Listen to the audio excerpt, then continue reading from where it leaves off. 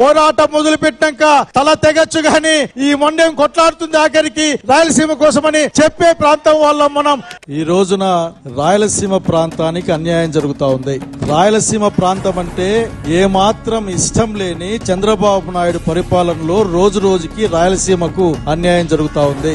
అది పని కావచ్చు, లేకపోతే ఈ ప్రాంతానికి రావాల్సిన పైసలు కావచ్చు, లేకపోతే నీళ్లు కావచ్చు, ఏ రంగంలో చూసుకున్నా సరే అన్యాయం తప్ప ఇంకేం కనపడదు లేదు. కర్నూలు పట్టణానికి, కర్నూలు జిల్లాకు లా యూనివర్సిటీ కింద, లా క్యాపిటల్ కింద హైకోర్టు అచ్చంగా ఇచ్చేస్తే, మొత్తం హైకోర్టు ఇచ్చేస్తే మీకు హైకోర్టు ఎలా బెంచ్ జాలని మన ప్యాంటు చొక్కా ఇప్పుకొని రాయరిచ్చిపోయే పని చేసిన చంద్రబాబు నాయుడు. అట్లాగే అనంతపురం జిల్లాలో అఖిల భారత వైద్య విజ్ఞాన సంస్థ స్టార్ట్ అయ్యే ప్రయత్నం చేస్తే దాన్ని కొట్టేసుకొని మంగళగిరికి తీసుకెళ్లిన చంద్రబాబు నాయుడు. చివరికి కోఆపరేటివ్ బ్యాంక్ కడపలో పెట్టుకుంటే దాన్ని కూడా పీక్కొని పోయిన చంద్రబాబు నాయుడు. ఇట్లా చెప్పుకుంటా పోతే చివరికి పొరపాటున మనం బయట మన బట్టలు ఆరేసినా సరే ఆ బట్టల్ని కూడా ఎత్తుకొని పోయే చంద్రబాబు నాయుడు గారు.